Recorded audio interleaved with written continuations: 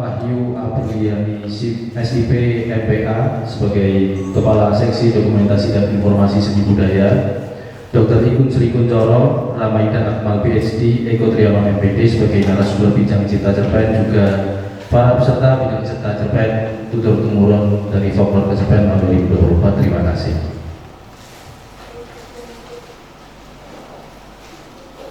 Untuk mengawali rangkaian kegiatan hari ini, marilah kita sejenak berdoa untuk memanjatkan kelancaran acara pada hari ini. Berdoa, saya persilahkan.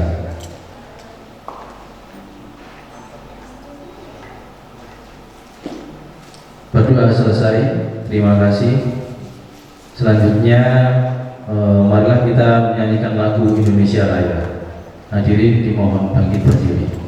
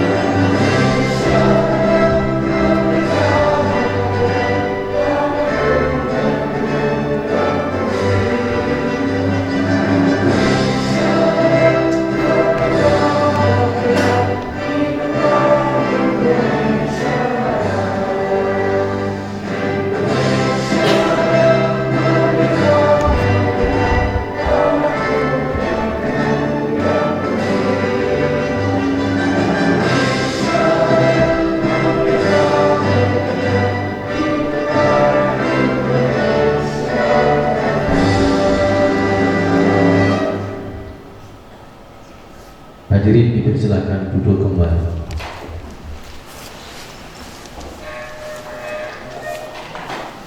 Selanjutnya, mari kita dengarkan sambutan sekaligus pembukaan rangkaian kegiatan tutur temurun oleh Kepala Taman Budaya Yogyakarta. Kepada Ibu Dr. Anda Purwiyanti dipersilakan.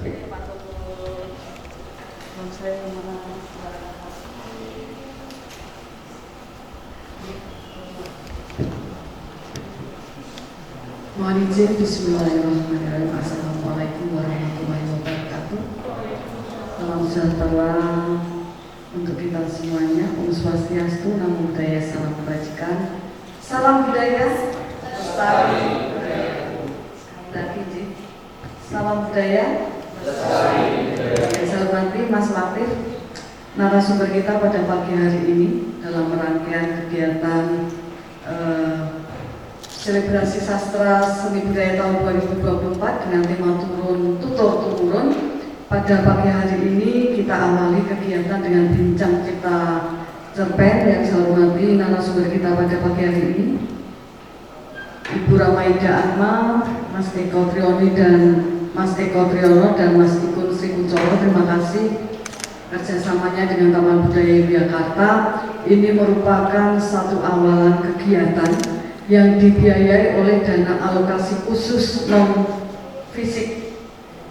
Jadi Taman Budaya 2 tahun berturut-turut ini mendapat anggaran dari, selain dana istimewa, kami mendapat anggaran dari dana DAK, dan anggaran-anggaran tersebut diantaranya kami gunakan melalui program kegiatan yang teman-teman semuanya tahu. Di depan ada pameran seni rupa difabel Jadi semua pendukungnya termasuk UMKM Corner, kemudian pengisi workshop, materinya semuanya juga kita memfasilitasi teman-teman difabel.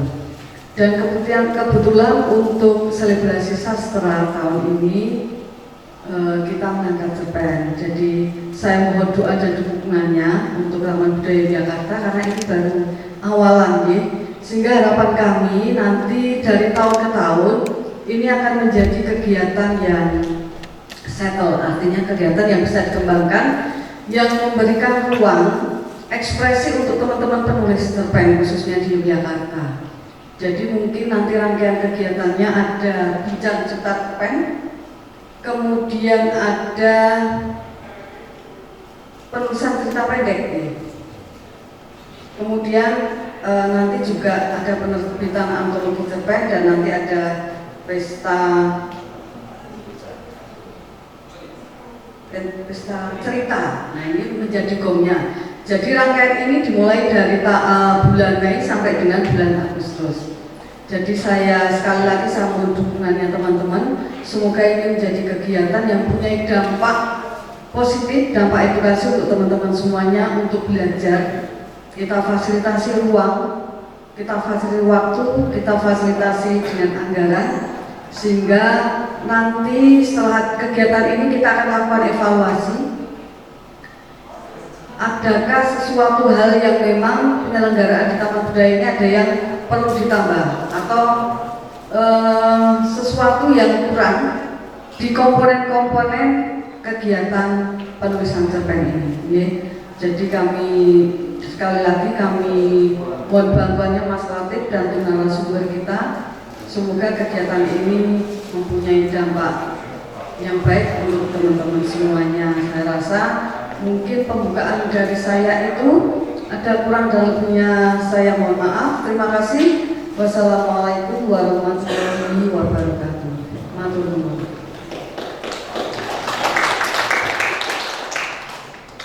Terima kasih Ibu Dr. Anda Purwati telah memberikan sambutan. Seperti yang Ibu Dr. Purwati barusan bilang, kita akan melaksanakan rangkaian di selebrasi sastra seni budaya tahun 2024 ini dari hari ini di bulan Mei sampai nanti di bulan Agustus. Jadi rangkaiannya ada bincang cipta cerpen, ada sayembara cerpen, kemudian nanti akan dibukukan dalam sebuah antologi, lalu di akhir kita akan launching dan mengadakan pesta cerita.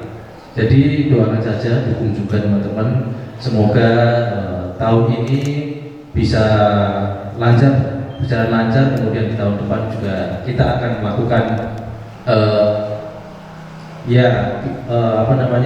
kegiatan yang serupa. Ini mendukung teman-teman untuk terus mencintai dunia sastra, kurang lebih begitu. Sambil menunggu teman-teman yang lain, kita akan segera melaksanakan bincang cipta cerpen untuk teman-teman yang barangkali duduknya masih di belakang, silahkan duduk di depan, tidak apa-apa, biar lebih dekat dan intim dengan narasumber kita. Narasumber yang pertama akan diisi oleh Bapak Ibu Sri Kunchoro, jadi biar lebih dekat silahkan maju.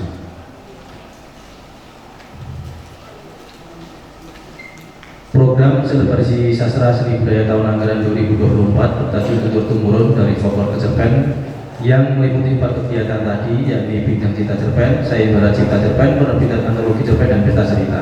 Program ini dilaksanakan dengan menggunakan dana alokasi khusus non fisik BOP Museum dan Taman Budaya melalui sub kegiatan perlindungan, pengembangan, pemanfaatan objek pemajuan kebudayaan di Taman Budaya tahun anggaran 2020.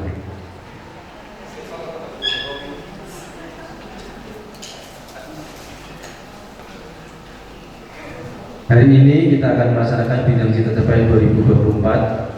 Seperti yang teman-teman lihat di depan, akan diisi oleh 3 narasumber. Pada sesi pertama akan diisi oleh Dr. Igun Sri Kunchoro, kurang lebih nanti akan sampai di jam 11, kemudian istirahat.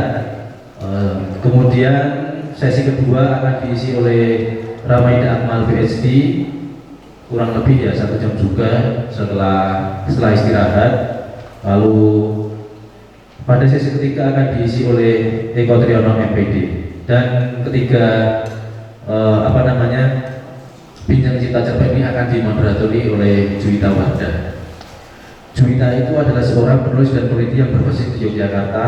Saat ini aktif menulis ulasan seni dan sastra melalui Antariksa Journey. Kurang lebih seperti itu. Jadi marilah kita sambut moderator di hari ini, Juwita Wardah. Berikan pos teman-teman.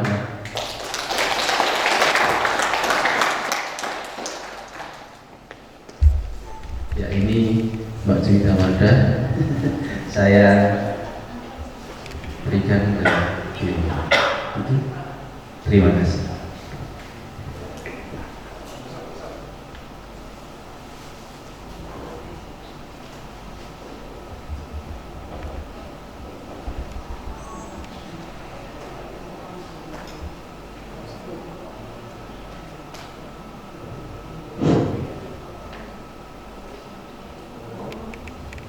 Oke, selamat pagi teman-teman semua. Terima kasih sudah berkenan mendaftar dan menghadiri sesi bincang Cipta Cerpen untuk salah satu rangkaian tutur-temurun dari folklore ke cerpen. Jadi di pagi hari ini di sesi 1 kita akan ditemani dengan narasumber seorang penulis, peneliti dan akademisi bernama Bapak Ikun Sri Kuncoro. Mungkin kepada Bapak Ikun dipersilakan naik ke atas panggung.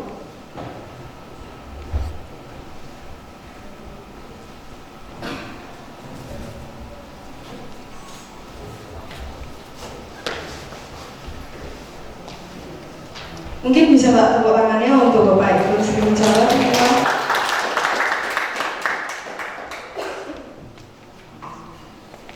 Baik, tadi saya sudah mention ya untuk Bapak Ikun Sri Kuncoro merupakan seorang penulis, peneliti dan akademisi. Beliau ini merupakan domisilinya di Jogja.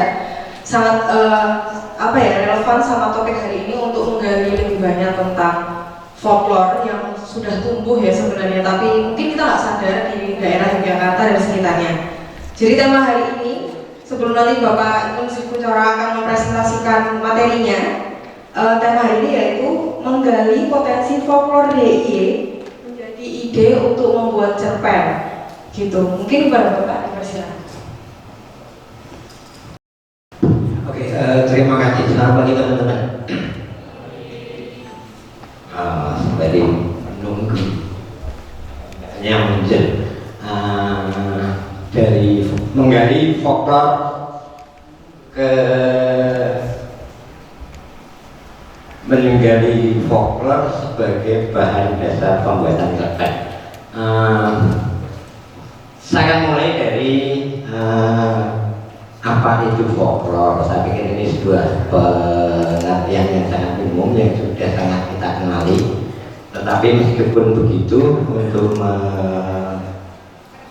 menyamakan sedikit gelombang mengenai pemahaman ini, barangkali saya bisa dibantu oleh salah satu teman untuk memberi batasan apa itu folklore itu. Ada yang mau membantu? Oke, terima kasih. Silakan Mas.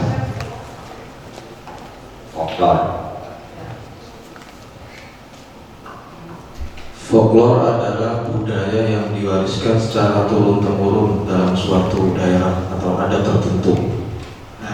Budaya yang Diwariskan secara turun-temurun dari suatu daerah tertentu. dari satu kawasan tertentu. Oke, ternyata saya tidak cukup satu orang. Ada yang lain yang bisa membantu memberikan tambahan bayangan pemahaman mengenai folklore. Satu, tolong nanti diingatkan ya Mas, budaya yang diwariskan dari satu kawasan tertentu, kira-kira begitu ya. Ada lagi dari sisi sini. Dimas kalau ngomong Jawa-Jawa baru awak dhewe Mbak Desi isih gonjang-ganjing. Ada lagi? Ada lagi? Ayo panitia kok melu ngantun. Maaf ya, tadi masnya namanya siapa? Saya lupa. Tolong sebutkan nama. Perkenalkan, nama saya Eva Kaviar. Setahu saya folklore itu lebih ke cerita rakyat di mana cerita itu berisi mengenai perilaku-perilaku atau tradisi yang mencakup tradisi dan budaya dalam suatu masyarakat, yang melalui cerita itu kita bisa mengetahui warisan yang sudah dijalankan oleh nenek moyang kita, seperti begitu. Namanya siapa tadi? Eva. Eva. Dari mana asalnya? Dari Papua. Dari Papua. Dari Papua. Oke. Terima kasih Mbak Eva dari Papua. Cerita rakyat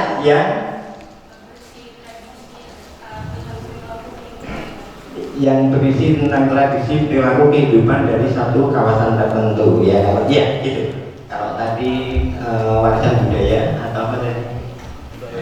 Kebudayaan budaya yang diwariskan secara turun temurun. Kalau ini Mbak Eva, cerita rakyat, ya. Ada lagi dari Boyo Skop ini udah diulang. Sebutkan namanya. Ya. Saya Bios mungkin menambahkan penanggapan sebelumnya.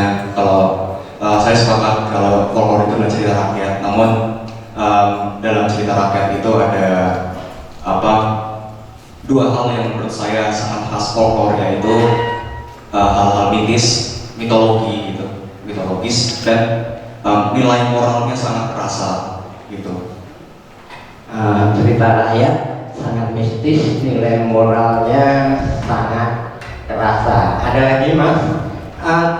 Teman-teman tolong diingat ya, budaya yang diwariskan secara turun-temurun, cerita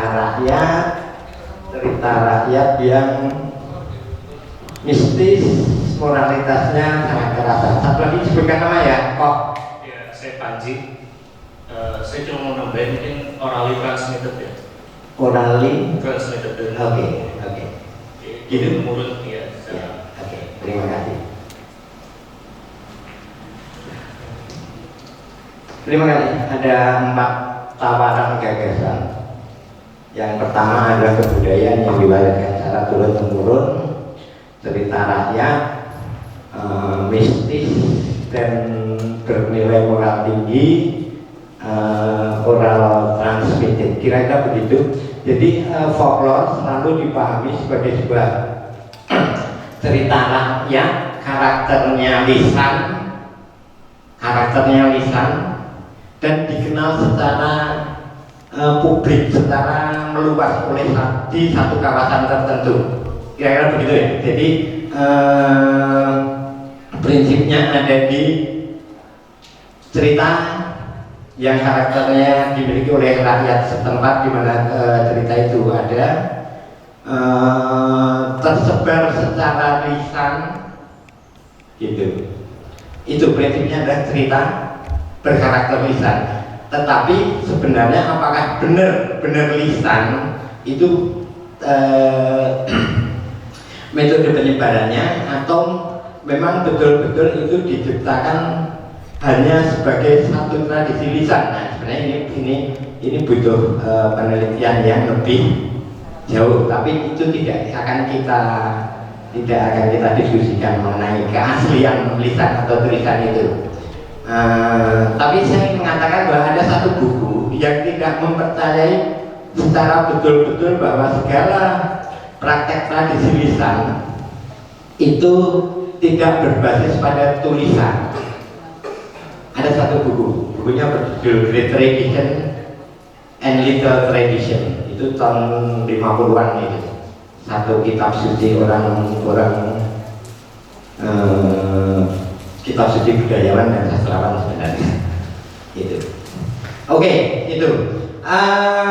Itu yang akan kita coba lihat kemudian bagaimana sebenarnya itu dianggap sebagai potensial untuk menjadi cerpen. Nah, problemnya kemudian adalah alat apa yang kita gunakan untuk menggali. Ya, alat apa yang kita gunakan untuk menggali. Ini yang kemudian jadi penting. Alat itu kalau kita menggali secara pengertian yang umum, orang Jawa itu ngeduk gitu ya. Berarti alat kita ada yang masih ingat alat gali tradisional kita. Cangkul, pacul, ada lagi? Linggis.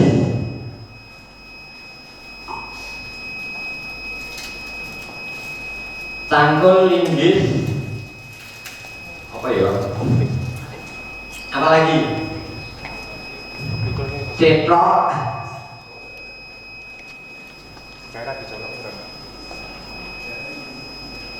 Nah, alat-alat itu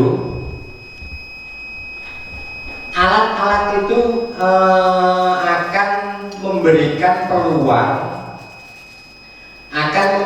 peluang dengan hasil yang bisa kita capai dari praktek menggali itu, ya. Kalau cangkul kedalamannya sekali ayun itu berapa, kalau linggis itu kedalamannya sekali ayun berapa, volume tanahnya berapa gitu. Nah, alat gali ini yang kemudian akan memberikan bantuan kepada kita bagaimana kita bergulat dengan cerita rakyat itu. Nah, di screen saya akan mengajak teman-teman untuk menelisik bagaimana sebuah teks itu mempraktekkan, menghidupkan, menghadirkan praktek penindasan, ya. Nah, ini salah satu alat untuk melihat folklore yang barangkali kemudian menjadi berguna untuk menjadi bahan cerpen kita, ya. Kita akan melihat bagaimana sebuah praktek penindasan di dalam teks. Di sini saya juga menghadirkan satu, ini kalau di gambarnya di angkat titik, ini kumpulan Kompas 1997. Satu cerpen judulnya Anjing-anjing Menyerbu Kuburan. Ada yang pernah membaca cerpen ini? Ada? Pernah? Bisa menceritakannya, Mas?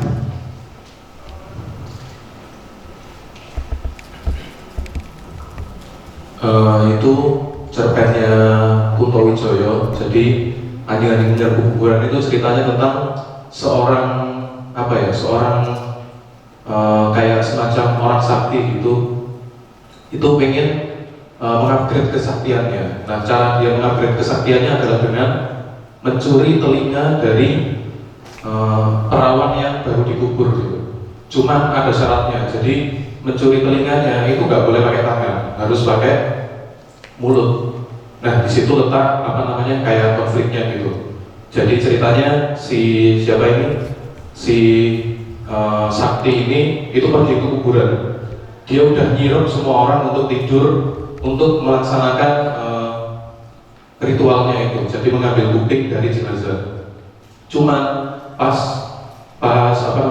sudah sampai kuburan, ternyata pas sudah digali, udah mau ngambil pakai manggil pakai mulut, ternyata ada suara anjing gitu melolong.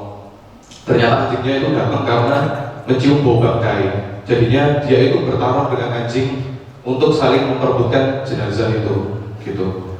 Tapi ujung-ujungnya karena dia harus pakai mulut ngambil kupingnya untuk melaksanakan ritual, jadinya sangat-sangat kesusahan gitu. Jadi dia tangannya berusaha mengusir anjing, tapi anjingnya ini nggak cuma satu masalahnya, ada banyak. Jadinya satu anjing diusir, satu lainnya itu menyerang si mayat itu. Jadinya dia kesusahan. Pada akhirnya dia itu pakai patok kuburan itu untuk mengusir anjingnya.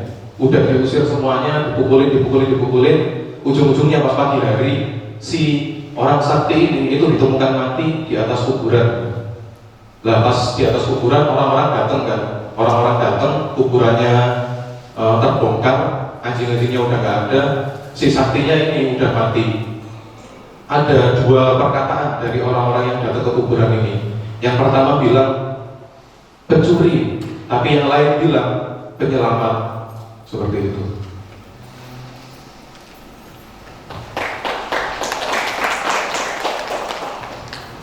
Oke, terima kasih. Mas siapa?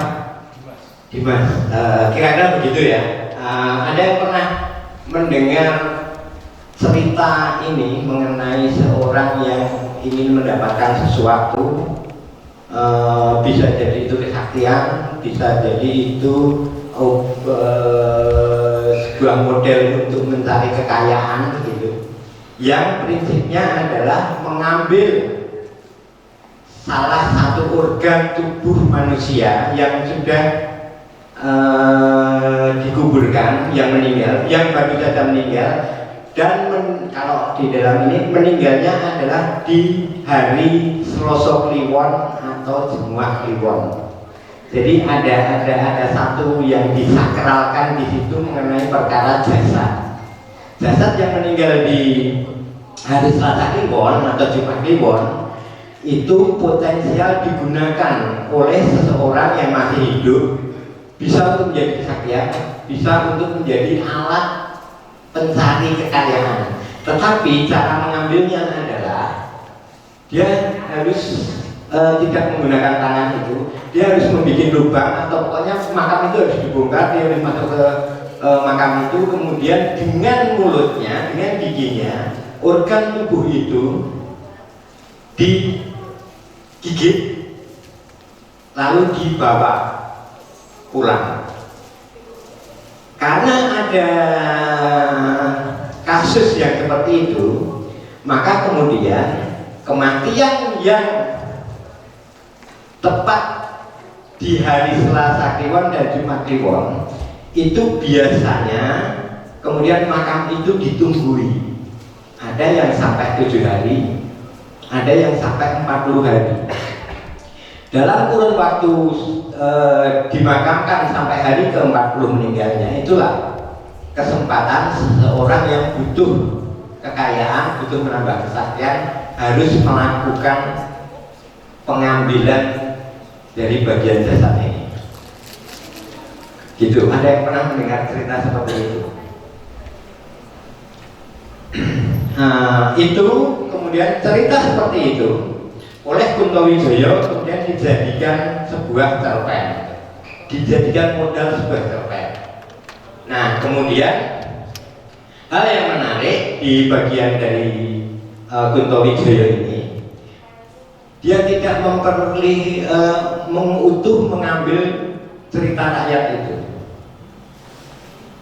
tapi kemudian dia memangkasnya. Si pencuri jasad itu tidak diceritakan dia berhasil atau tidak oleh Kuntowijoyo, tetapi ketika dia keluar, dia dihadang oleh segerombolan anjing, terjadi perkelahian. Kemudian orang-orang yang malam itu menjaga kuburan itu, kemudian karena gonggongan anjing dan perkelahian itu, yang tadinya dia menunggu makam itu di kawasan makam, kemudian dia mendatangi tempat keramaian keributan pertarungan anjing itu. Sampai di tempat pertarungan anjing itu, orang-orang itu kemudian melihat perkelahian antara gerombolan anjing dan si pencuri jasad. Di bagian inilah kemudian orang-orang yang menjaga jasad itu, menjaga kuburan itu, menjaga makam itu kebingungan, sehingga secara spontan ada yang berteriak pencuri, ada yang berteriak pahlawan, saya lupa pahlawan atau penyelamat. Situasi kejahatan moral atau kejahatan sosial ini dipangkas oleh Kuntowijoyo lagi, diposisikan sebagai sebuah peristiwa sosial yang ambang. Nah, di bagian ini kemudian kita akan bertanya, kira-kira kalau dalam kasus seperti itu, siapa yang paling tertindas di dalam teks itu? Boleh slide berikutnya. Nah, itu ada yang mau menjawab atau kita berdiskusinya dulu di sini? Saya sampai jam berapa? Sekarang masih berapa menit? 10? Masih 10.04. Oh. Nah, sebelum saya melanjutkan itu, saya akan mengatakan bahwa kebudayaan adalah arena manusia berebut kekuasaan melalui sistem mata pencaharian. Gak usah dicatat Mbak, kalau di sini nanti kayaknya diminta aja. Sistem mata pencaharian hidup, teknologi, 2, teknologi peralatan, bahasa, keyakinan, upacara, kesenian, dan 3, sistem pengetahuan. Nah, itu 7 ornamen yang berada di dalam daur hidup kita. Seperti itu. Nah, di wilayah itulah kemudian praktek-praktek penindasan itu terjadi karena kepentingan-kepentingan tertentu. Kalau tadi si pencuri itu ada kepentingan apa? Ketika dia berani mencuri telinga mayat, menggalinya. Ada yang punya pernah mendengar orang yang berani melakukan itu secara real, faktual, mencuri mayat di makam? Hah? Tali pocong lain lagi ya, ada yang bisa di makam, ada yang bisa ketika pocong itu berkeliaran. Tali pocong dalam pengertian yang masih ada di makam hampir mirip dengan ini. Teknis objeknya aja yang digeser. Itu. Yang benar, yang dalam peristiwa faktual nyata ada orang yang mengambil mayat. Pernah dengar? Di mana? Hah? Di Japura ada. Oke, ada yang nyebut di yang di sana tadi kan Sumanto, tahun berapa ya itu? 2004. Kan itu menjelang pilihan presiden ya. Kemudian dia dijagokan jadi Sumanto di daerah Purwokerto Banyumas. Dia mengambil mayat nenek-nenek yang makamnya dekat dengan rumahnya. Tidak malam Jumat Kliwon karena kebutuhannya bukan untuk tapi untuk dikonsumsi. Wes kedo mutah-mutah. Jadi dia menggali mayat, kemudian dibawa pulang dikonsumsi dengan ayahnya. Iya. Tapi saya sedang ingin mumpung ada teman dari Papua yang katanya pernah melihat apa mengalami itu, tolong diceritakan. Kebetulan di Jayapura itu kan lokasi rumah berdekatan sama kuburan. Jadi biasanya masyarakat di situ meyakini bahwa kalau misalnya ada seseorang yang baru meninggal, kuburan itu harus dijaga. Karena memang kawasan yang di sekitaran itu kebetulan untuk tingkat penggunaan ilmu hitamnya itu tinggi. Jadi biasanya digunakan oleh anak-anak yang muda atau juga yang tua. Jadi kalau misalnya ada mayat yang baru lewat, biasanya mereka udah kayak ngincar. Jadi begitu malam, mereka biasanya pergi ke sana, dan itu tujuannya untuk meningkatkan ilmu hitam mereka supaya bertambah tingkatannya. Jadi biasanya dari pihak keluarga akan menjaga selama 7 hari dengan cara menyalakan lilin dan menaruh di atas kuburannya, begitu. Oke, terima kasih. Ada varian-varian yang berbeda, sangat berada sangat kontekstual dengan kawasannya. Ada pakai lilin gitu ya. Tapi prinsipnya sama, bahwa ada kebutuhan khusus untuk hadirnya satu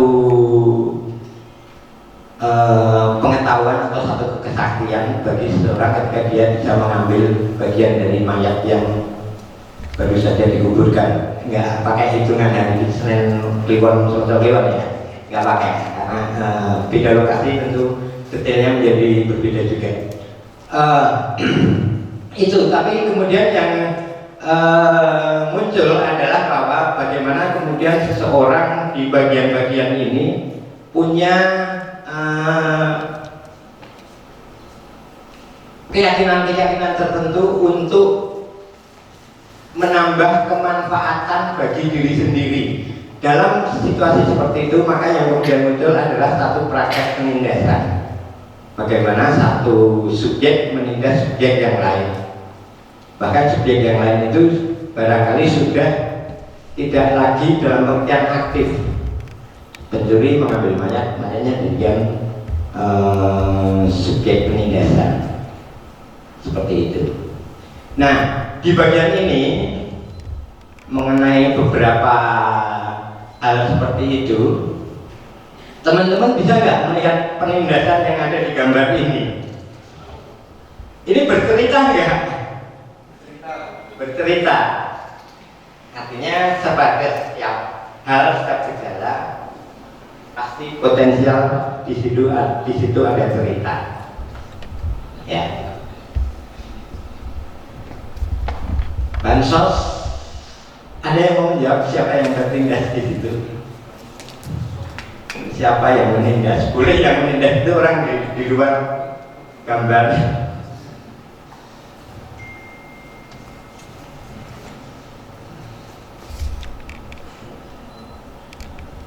Ada ya penindasan ya? Oke, teman-teman tolong di bagian ini dicermati ya. Sistem mata pencaharian hidup, teknologi, bahasa, keyakinan, upacara, kesenian, dan sistem pengetahuan. Ini 7 unsur yang ditawarkan oleh Kuncoro Ningrat ketika dia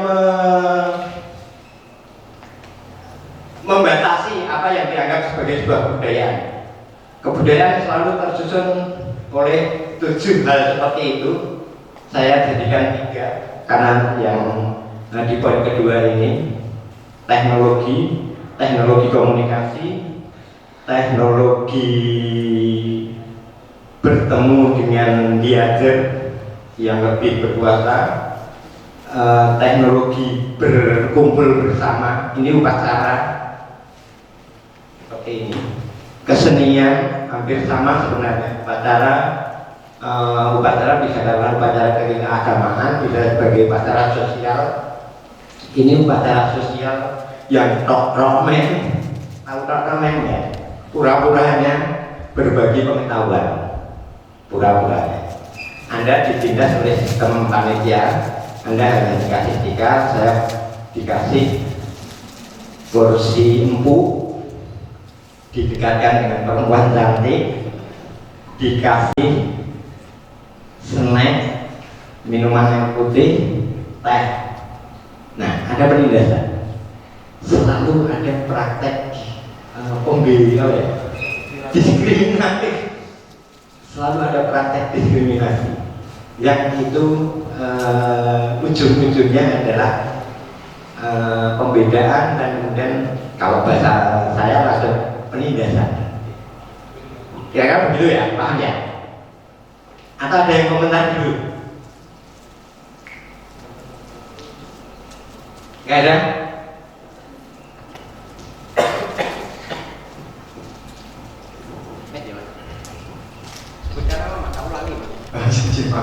Nama saya Bius, mungkin sedikit menanggapi ya Pak, apa batas-batas kebudayaan yang ditawarkan oleh Kuncoro Ningrat.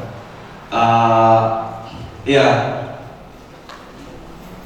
seingat saya lupa juga siapa yang nulis, namun judul bukunya Filsafat Kebudayaan. Terbitan Jala Sutra, saya lupa tahun terbitnya berapa.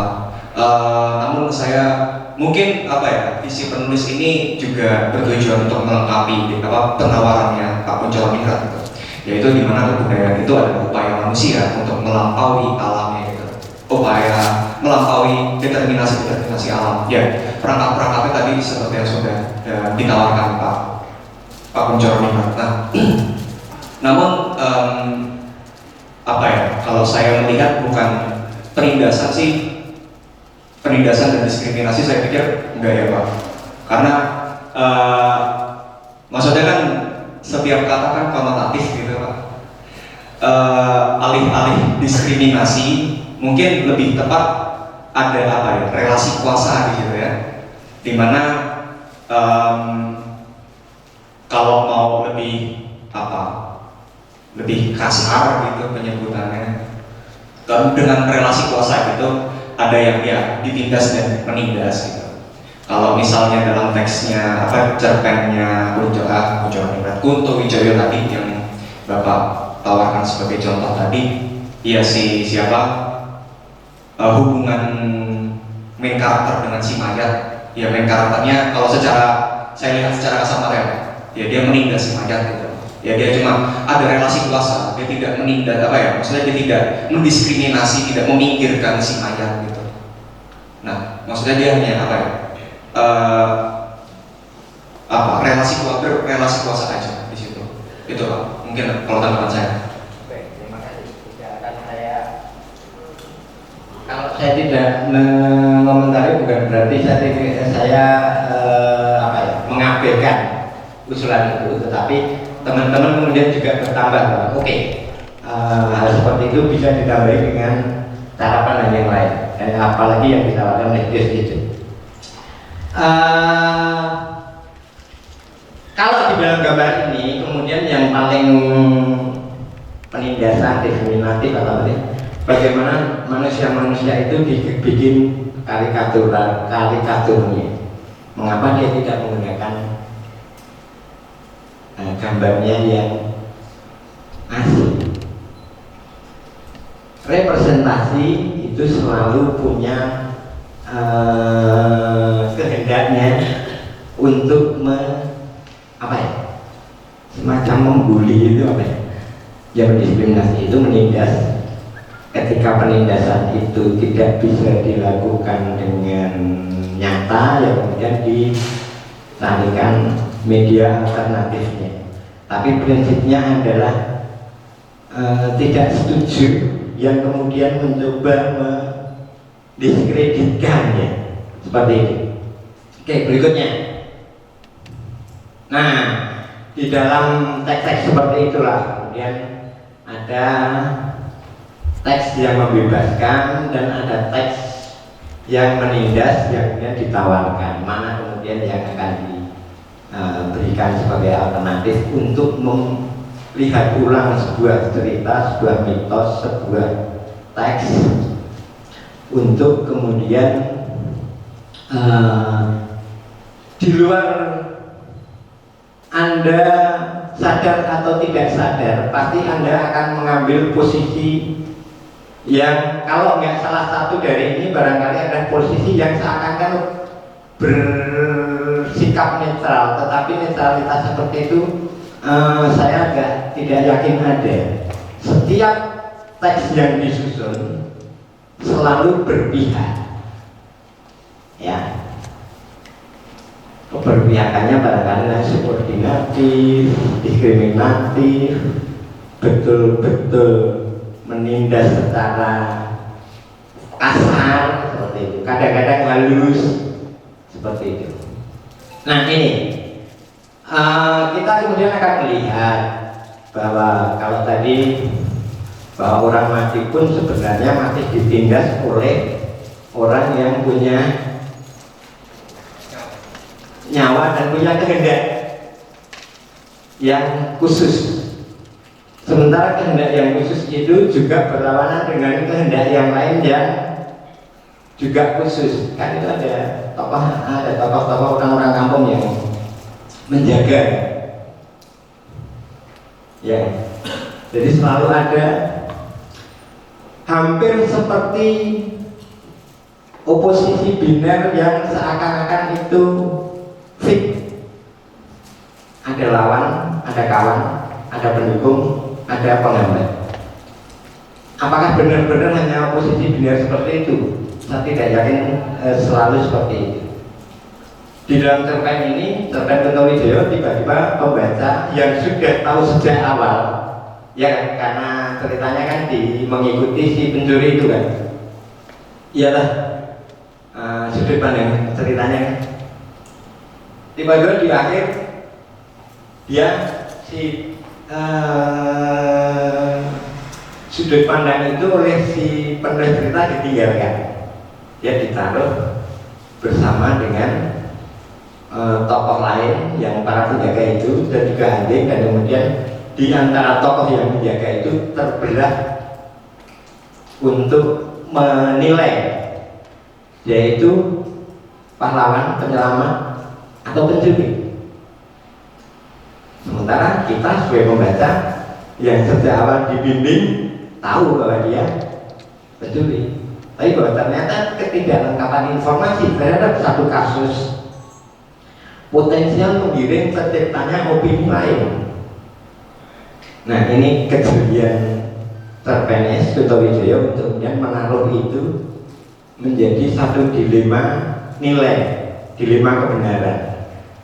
Bagaimana sejarah dalam pengertian bagaimana mengikuti peristiwa kronikalnya sampai kemudian situasi akhirnya. Kutowijoyo adalah seorang sejarawan, seorang ahli sejarah, seorang dosen sejarah, sehingga kemudian kesadaran dia atas peristiwa sejarah dia manfaatkan untuk kemudian membangun itu. Nah, itu yang kemudian menjadi penting. Dalam teks-teks itulah kebebasan dan penindasan ditawarkan. Ada satu buku bisa Anda cari, Ideologi dan Utopia. Silakan, Mbak. Nah, ini teks. Apa itu teks? Saya baca dulu. Teks adalah jalinan penurunan berbagai unsur yang bekerja sama membentuk entitas atau gejala yang relatif final. Relatif final maksudnya bisa diidentifikasi untuk dibedakan dengan yang lain. Ya. Bedanya sepirombu, tapi di batas tertentu itu bisa dibedakan. Contohnya adalah Saksi Mata Seno Bumira Adidharma.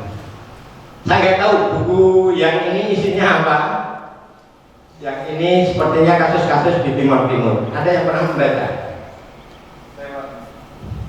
Ada beda isinya.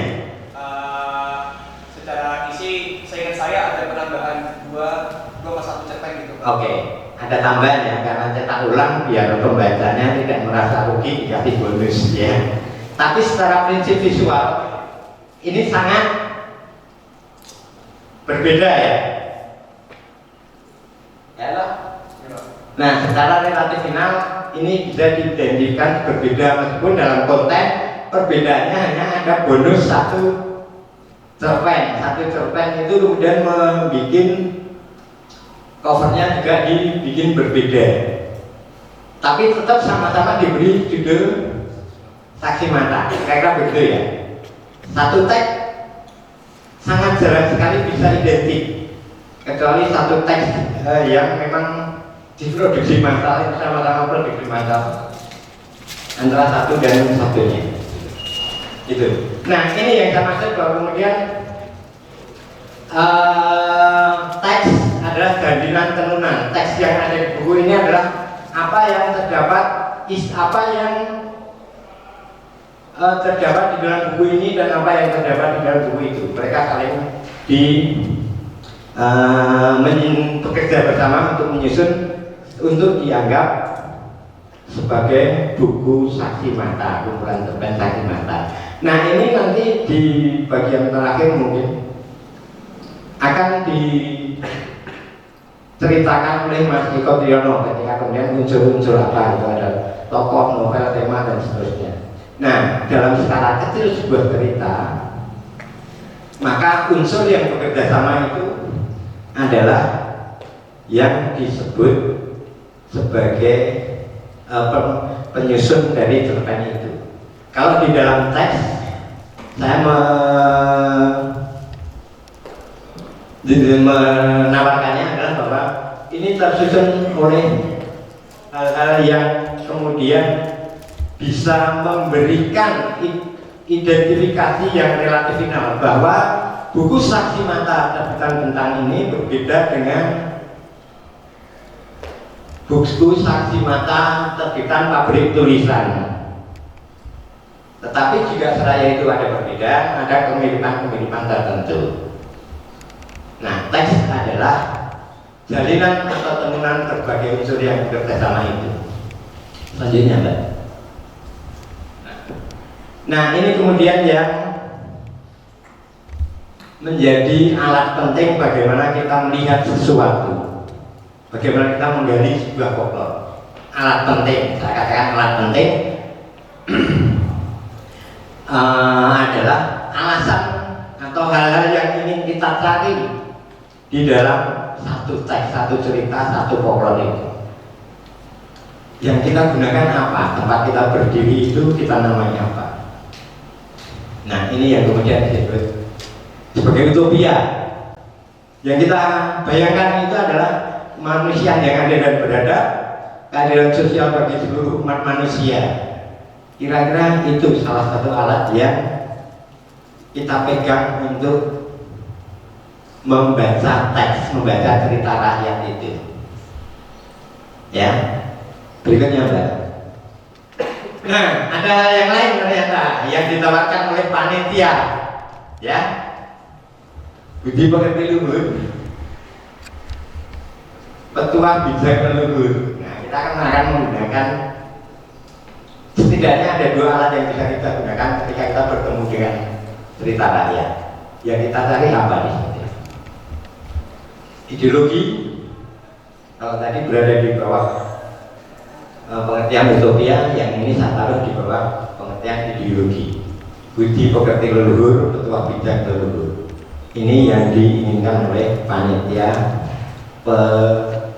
lomba cerpen ya. Berikutnya Mbak.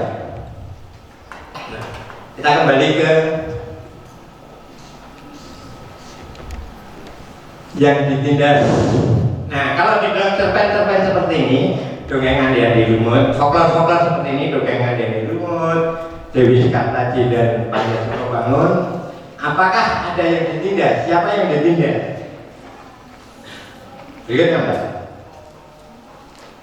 Nah, kalau di dalam cerita yang lain dari Dr. Purwati MU, ada yang mahasiswanya Dr. Purwati MU. Siapa yang menindas kalau di kasus cerita Mangil itu? Berikutnya Mbak. Nah, kemudian kita akan mencoba melihat bagaimana nalar-nalar penindasan itu. Ya, kita kembali ke gambarnya Pak Oman dan Pak Bansos. Berikutnya, nah ini yang biasa digunakan. Praktek penindasan itu biasanya alatnya adalah kedudukan sosial, uang, jenis kelamin, usia, kelengkapan fisik, tubuh, dan pengetahuan. Terus berikutnya, nah ini problemnya adalah bahwa selama lebih dari 200 tahun kata kebebasan telah digunakan oleh para pedagang untuk tindakan yang terang-terangan menindas. Jadi kita telah terkelabui bahwa atas nama kebebasan sebuah penindasan bisa diberlangsungkan. Barangkali di gambar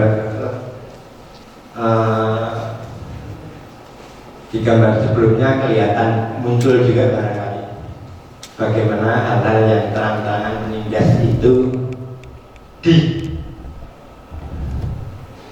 diselimuti oleh satu alasan lain agar kelihatan bahwa tindakan yang menindas itu barangkali bisa dipalsukan sebagai tidak menindas, dipalsukan. Oke, berikutnya. Oke, ternyata gak ada ceritanya, tapi ini buku-buku yang barangkali bisa teman-teman cari untuk melihat praktek-praktek penindasan di dalam teks. Gitu, barangkali kita kembali ke gambar yang atas Mbak Eva, yang dongeng-dongeng lagi. Ke atas, atas lagi. Nah, ini yang barangkali paling gampang kita sebut sebagai folklore. Meskipun yang di babat Mangir itu antara yang teman-teman kenal dari buku dan dari tradisi lisan itu cerita yang terlanjur menyebar, barangkali ada hal-hal yang berbeda. Oke, pengantar saya itu dulu. Mari kita ngobrol, berbagi pengalaman dalam membayangkan praktek kreatif menulis cerpen. Terima kasih.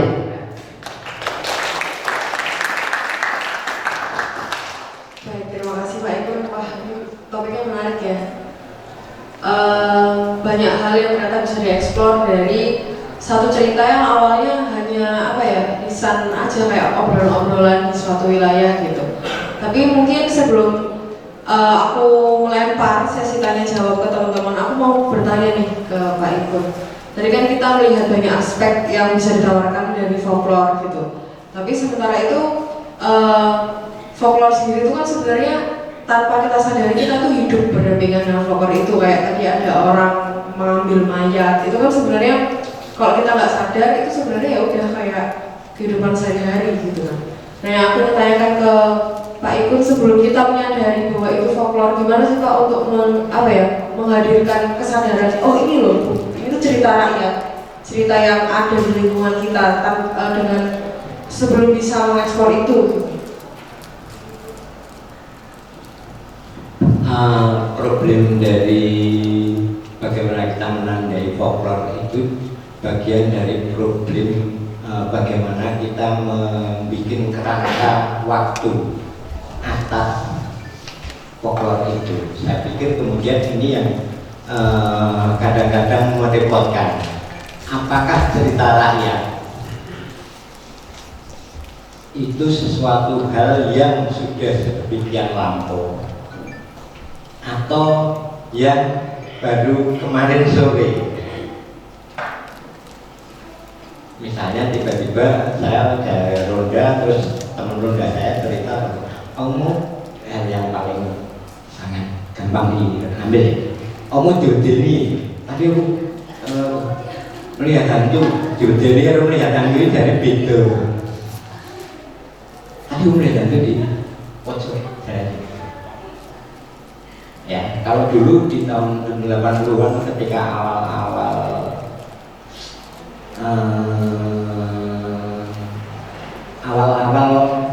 lalu lintas ditandai hadirnya kendaraan bermotor, itu setiap kali ada orang tabrakan dan mati di tempat itu, pasti akan muncul keyakinan bahwa nyawanya, hantunya masih ada di tempat itu. Bahkan ada keyakinan kalau kemudian ada darahnya masih menetes di situ, kemudian dicarikan jeruk nipis, terus dengan jeruk nipis itu beres-beres di atas darah itu, nanti si mayat itu akan menangis malam hari. Hari ini perih seperti itu. Tapi itu kan biasa kecil tahun 70-an. Berarti kan cerita itu ketika saat ini ya muncul pada saat jalan itu ada, terus kemudian mulai muncul kendaraan bermotor, kemudian mulai terjadi peristiwa kecelakaan yang mematikan. Kalau dulu kecelakaan yang mematikan seperti itu, di jalan yang seperti itu apa yang membuat orang bisa kecelakaan yang mati ketika motor belum ada? Naik jalan, ketabrak jalan, wong numpak jalan tabrakan karo wong numpak jalan. Artinya kemunculan folklore itu juga kita perhatikan. Nah, problemnya adalah kalau saya sebagai orang yang independen, selama cerita itu muncul di kalangan rakyat, di kalangan publik, di kalangan masyarakat, rapenting bener, rapenting tahunnya, jadi folklore. Tetapi kalau di dalam perkara kebudayaan gitu, yang disebut artefak sejarah itu kan ketika sebuah objek benda berusia sudah lebih dari 50 tahun. Jadi Mbak Juwita ini belum artefak kebudayaan, umur 24 belum artefak kebudayaan, karena baru 24 tahun. Saya artefak kebudayaan, umur gue saya katakan. Ada aturan-aturan perundangan yang seperti itu. Nah, perkara folklore ini gimana? Barangkali ini pertanyaan yang menarik. Sehingga kemudian panitia menjadi hati-hati bahwa diandaikan folklore yang kemudian menjadi bahan itu menggunakan pola perundangan heritage seperti itu, bukan cerita dari mulut ke mulut atau dituliskan yang baru beberapa tahun kemarin. Nah ini juga penting. Jadi kapan kemudian yang itu di tengah-tengah ini? Kalau saya sekarang hari ini kan kemudian ya cerita dari tutur yang kemarin sore muncul, dia sudah sebuah folklore gitu. Mungkin aku membuka sesi tanya jawab ya untuk teman-teman yang mungkin juga masih kebingungan tentang batasan folklore dan cerita yang baru kemarin sore, karena ternyata bentuk folklore sendiri semakin kompleks dan gak hanya terbatas pada cerita yang lisan tersebar di suatu wilayah gitu. Mungkin ada yang mau bertanya?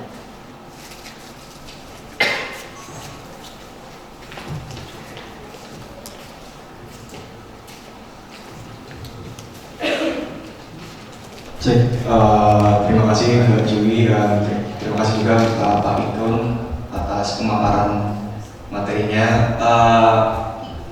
Menurut saya folklore menarik ya Pak, karena batas-batasnya begitu cair gitu. Tadi sempat dipermasalahkan juga sama moderator, apa bedanya folklore sama cerita kemarin sore, cerita kemarin sore. Ternyata jawabannya Pak Ikun saya pun sepakat dan menyetujui juga. Ya pragmatik ya, maksudnya selama itu dituturkan oleh rakyat ya itu folklore. Nah sebelumnya saya ingin sebelum saya bertanya ingin menceritakan background lingkungan hidup saya. Saya aslinya Klaten, cuma karena hidup di Jabodetabek, besar di Jabodetabek, sehingga saya jauh dari kejawaan gitu ya, hal-hal budaya Jawa gitu. Beberapa teman-teman saya di kampus sering saya menyebut saya tuh Jawa swasta. Darahnya Jawa, cuma nggak budaya-budaya Jawanya tuh kayak nggak ada gitu loh.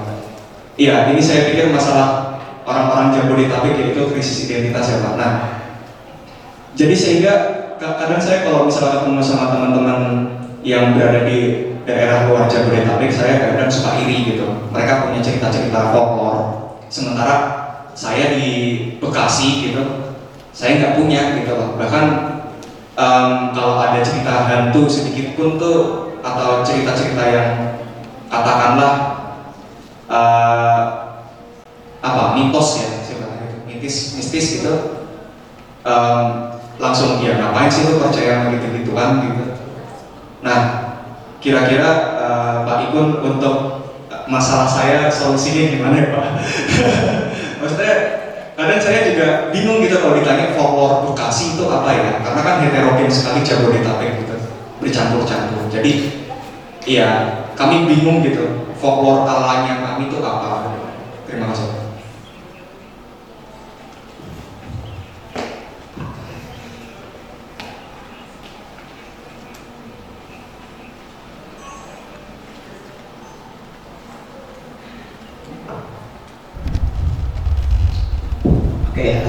Identitas itu sesuatu hal yang cair sebenarnya. Artinya tarik ulur ya, dari Klaten pindah ke Jabodetabek, kembali ke Klaten, terus merasa kehilangan Jawanya. Dia merasa kehilangan Jawanya, tidak apa-apa, bahwa kemudian dengan gagah perkataan aku adalah Jawa yang lain, ya tidak apa-apa. Identitas itu cair. Identitas itu saya, sehingga kemudian perkara menyadari apa yang dipunyai itu ya sudah diterima. Kalau masa sih nggak ada orang, kita tidak bertemu dengan orang lain yang bisa berbagi tentang pengalaman hidup. Folklore itu pengalaman hidup yang ditemui, bertemu dengan orang yang menceritakan sesuatu.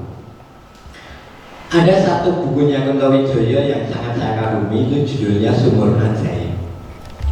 Jadi tapi ini bukan cerpennya. Jadi sekitar tahun 1930 gitu, di Solo, di Gajahan, itu ada orang kampung itu, kampung Gajahan, itu meyakini bahwa sumur di salah satu keluarga di situ, sumurnya terbuka barangkali sehingga kemudian banyak orang jalan, itu muncul gambar harimau. Nah kemudian setiap sore gitu banyak orang datang membuktikan ada harimau atau tidak. Katanya banyak orang yang melihat, tapi tidak hanya harimau. Ini ada yang melihat harimau, ini ada yang melihat yang burung, ini ada yang melihat yang apa lagi.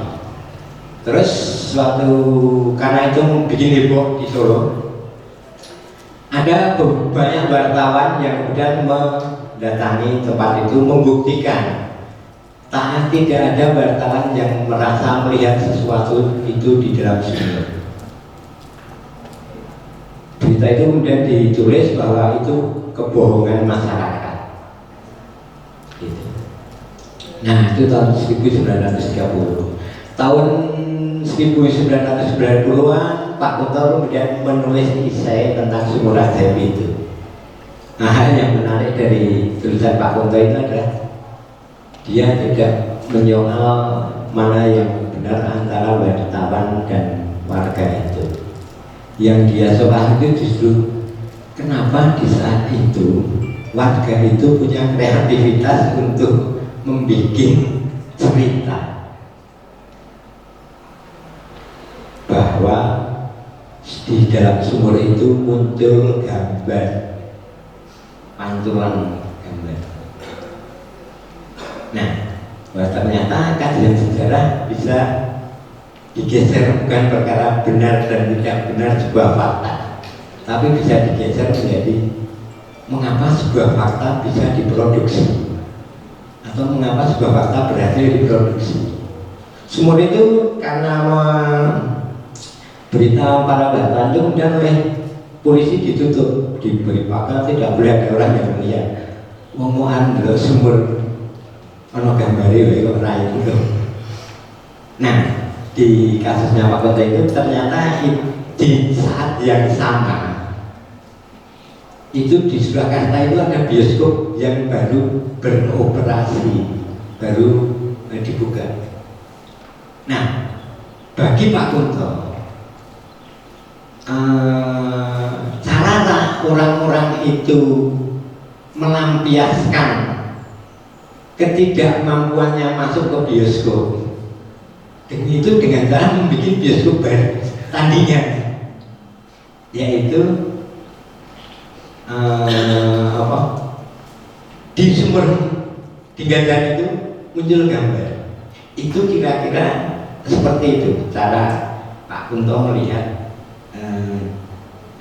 folklore yang 30 tahun yang di tahun 1930 itu muncul. Ada sumur yang muncul gambar seperti itu. Barangkali teman-teman juga bisa pernah mengalami hal-hal yang seperti ini. Bahkan barangkali seperti yang saya katakan tadi, ketika ada orang kecelakaan, meninggal, terus darahnya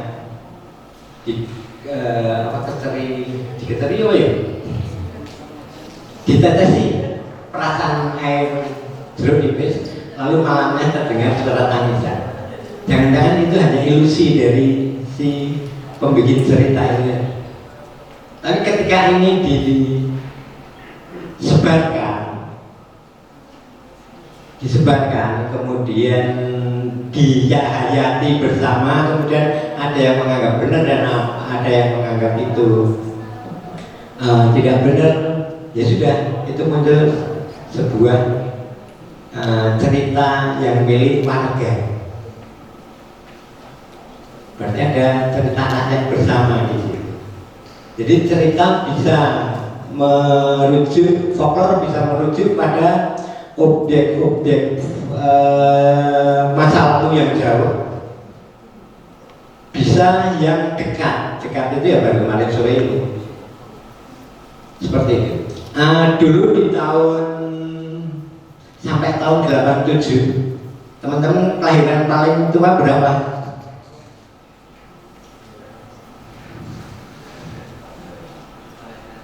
Tahun 92 itu menipis ceritanya, tapi tahun 87, 82 itu tebal sekali.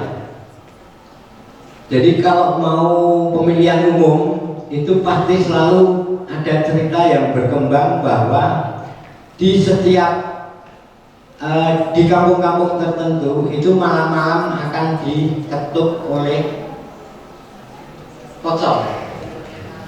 Nah, ini seminggu atau 3 bulan sebelum pemilu muncul cerita seperti itu.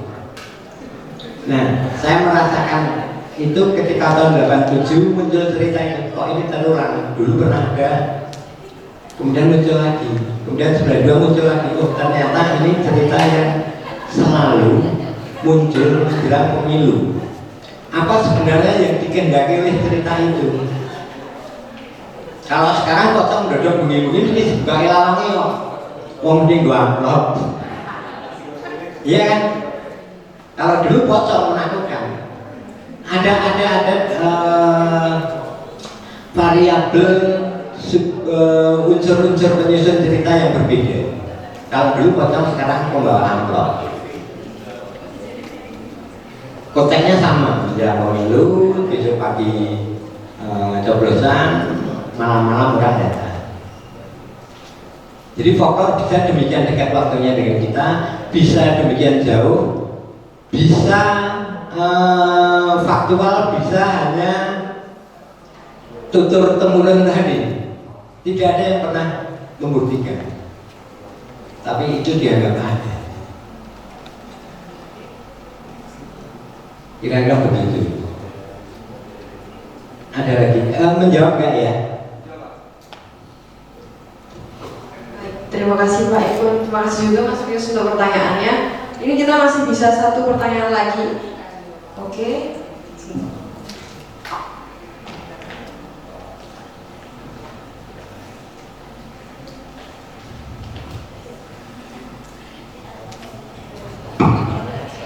Ya, saya Panji. Saya sama background saya sama kayak Mas pertanyaannya. Saya dari Politeknik. Family-nya satu akademisi, satu profesional. Jadi kita exposure ke folklore itu sangat-sangat tipis. Nah, pertanyaan saya adalah hidupnya ada apa namanya kayak folklore itu harus mistis ya sih? Dan saya ngelihat juga kalau di lingkungan dulu hidup urban Jakarta ekstrim rasional gitu ya, concernnya juga sangat rasional gitu ya, banjir, busway dan segala macam. Itu kalau misalnya kayak folklore berbeda nggak sih? Kalau hal-hal yang seperti scam, phone scam atau organik, atau kan nyolong organ, itu bisa dikonsider sebagai folklore yang khas apa namanya lingkungan yang urban gitu. Seperti itu. Terima kasih. Ini memang bukan agak hati-hati, tapi butuh melihatnya dengan jeli. Saya agak lupa tahunnya berapa, problemnya adalah itu. Tapi ini sebuah iklan di TV. Sepertinya sudah TV swasta. Jakarta itu kan langganan banjir, ya kan? Nah, suatu kali ini iklannya Sampurna email, Sampurna email ya, Sampurna email. Jadi kurang ajar, lucu. Jadi dia itu bikin iklan ketika banjir itu sebagai musim yang menggembirakan bagi anak-anak muda. Jadi banjir datang, teriak gitu loh. Ketika banjir datang itu nggak lagi sedih, nggak lagi menderita, tapi disambut dengan gembira. Jadi kos-kosan lantai 2 gitu, banjir datang. Terus dia dari jendela itu melempar ban, terus dia nyebur. iklan itu hanya berumur 3 bulan. Jadi pemerintah marah ketika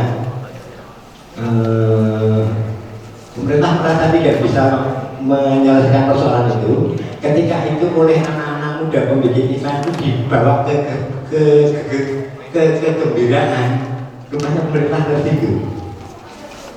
Kemudian itu ditarik. Kita lupa itu masih Pak Harto atau sudah Bu Mega. Tapi itu 3 bulan usia. Itu folklore apa bukan? Bagaimana kemudian sesuatu yang menyedihkan itu dibawa ketawa karena sudah jengah, diberi alternatif ceritanya.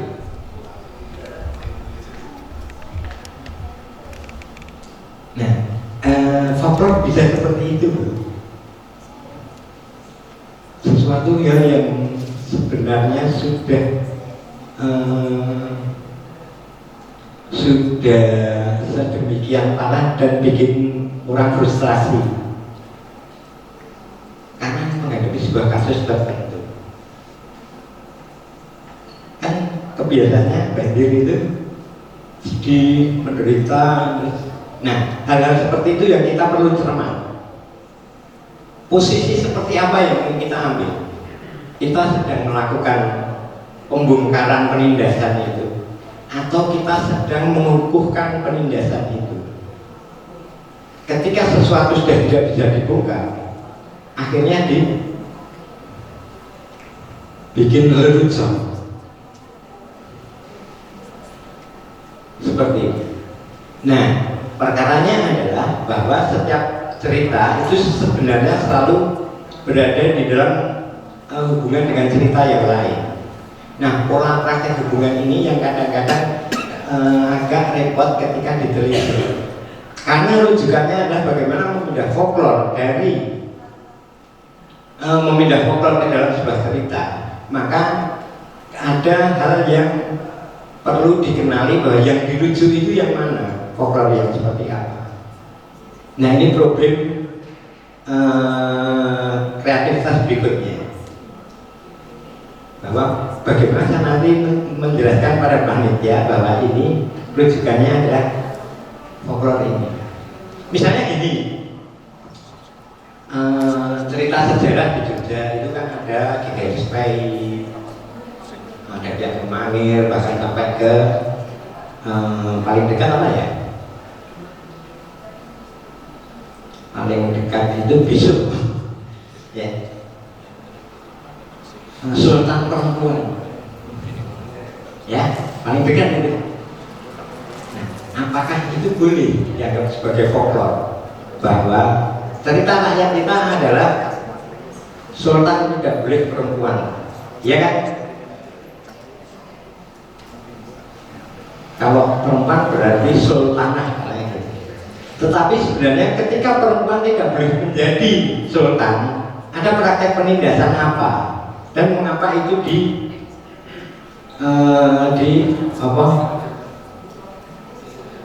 digembar-gemborkan?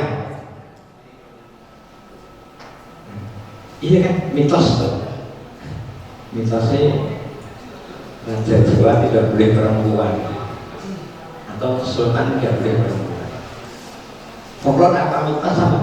Mitos, folklore itu sebenarnya berada pada jubir yang batasnya itu tembus pandang dan lentur. Nah, ketika kemudian kita mengambil dari, misalnya ini juga dongeng kan dia di lumut seperti ini. Sekarang situasinya di zaman ini seperti apa? Perempuan yang melamar laki-laki, ya kan? Dari rumah kan perempuan mendatangi laki-laki melamar gitu kan? Atau laki-laki yang melamar perempuan. Nah, sebenarnya potensi folklore itu eksplorasinya menjadi bisa sangat semua, bisa sangat diperketat seperti itu. Tetapi di bagian ini prinsip yang saya tawarkan adalah Anda sedang ingin melegitimasi penindasan yang sudah ada, atau Anda sedang ingin melakukan praktek emansipasi, praktek pembebasan dari situasi praktek penindasan yang sudah ada. Anda yang tidak setuju sultannya perempuan, silahkan tunjukkan dari. Oh, Anda setuju semua ya? Hah? Anda setuju semua? Anda punya alasan mengapa Anda setuju? Kepala keras Kesultanan Mataram itu perempuan. Ada yang tidak kuliah?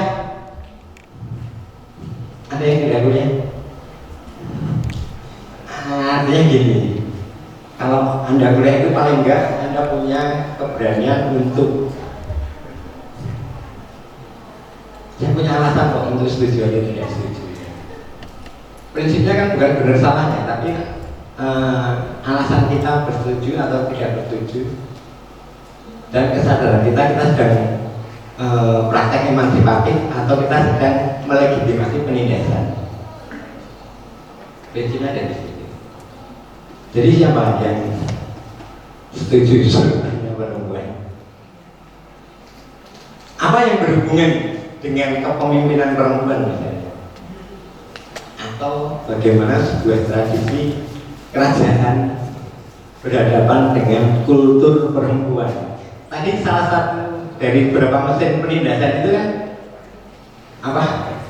Ekonomi,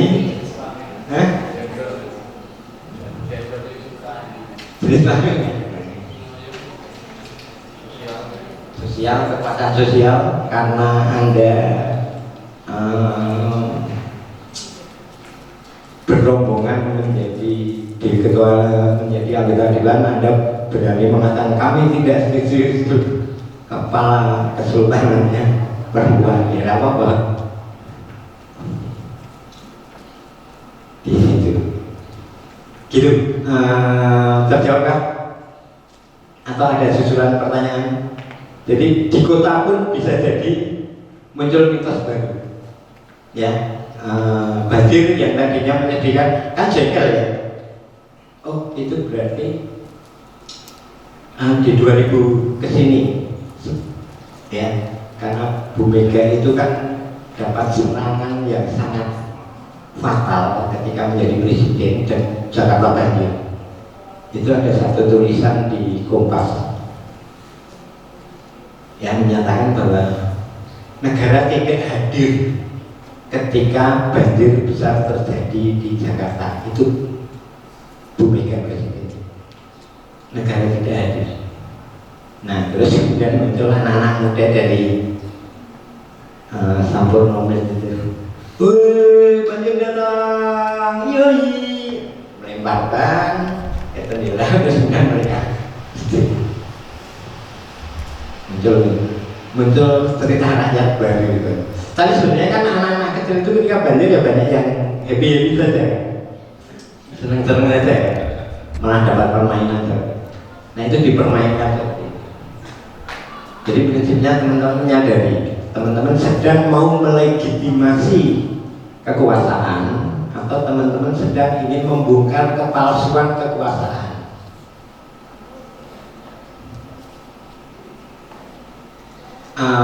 Saya kira basis folklornya tidak harus utuh seperti itu, tapi itu nanti di bagiannya Ramaida, Akmal dan Eko Triyono, bagaimana membatasi kuat gitu. Tapi prinsipnya ada di siapa yang ditindas, siapa yang menindas.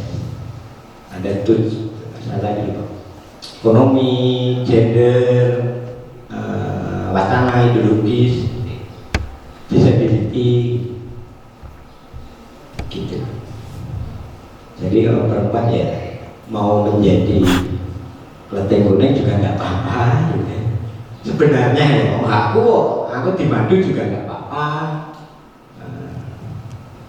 Tapi bahwa di situ sebenarnya ada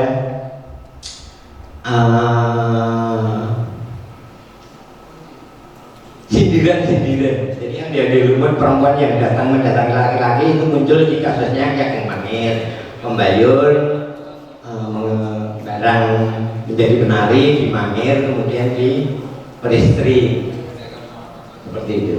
Cerita rakyatnya muncul seperti itu, cerita tertulisnya juga seperti itu. Nah ini yang kemudian tadi saya mengatakan bahwa jangan-jangan jarang yang pure cerita itu lisan, kecuali barangkali Sumurajat tadi ya. Sumurajat itu lisan, munculnya lisan, tapi kan 60 tahun berikutnya Kunto Wijoyo baru melihat, loh ini ada praktek penindasan juga loh ketika itu di masuk warga gak ada cerita rakyat terus gimana, karena bikin meresahkan warga. Seperti itu. Begitu, ada lagi?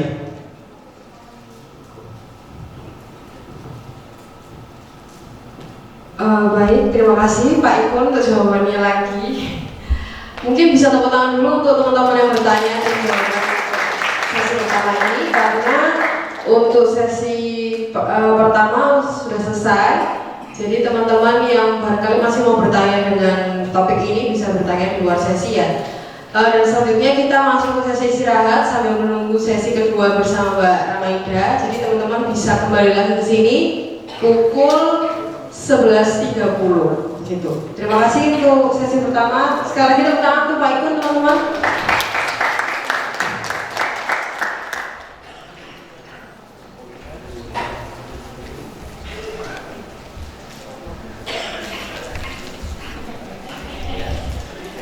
Cek ya. Terima kasih, tepuk tangan sekali lagi teman-teman untuk Pak Ikut dan Kak Juwita. Kita sudah selesai di sesi yang pertama. Kita sekarang ada di sesi istirahat. Jadi teman-teman silahkan istirahat. Di belakang ada snack dan minuman. Kalau misalnya teman-teman masih membutuhkan, ingin tanduk, ingin mengambil lagi silahkan. Toilet juga ada di sebelah kanan dan sebelah kiri. Kita kembali lagi di sini nanti di kurang lebih di 11.30. Terima kasih teman-teman yang menjadi peserta Bincang Cinta Cerpen pada hari ini. Bisa juga ikut aktif dalam Saya Baca Cipta Cerpen, begitu ya. Jadi biar lebih sekiranya bisa menjadi bahan teman-teman untuk menjadi stimulan agar teman-teman juga barangkali ada satu proses kreatif gitu lah. Kurang lebih begitu. Terus kemudian setelah Saya Baca Cipta Cerpen kita akan ada pembukuan di antologi bersama, lalu seremonial pesta cerita di bulan Agustus. Kurang lebih begitu.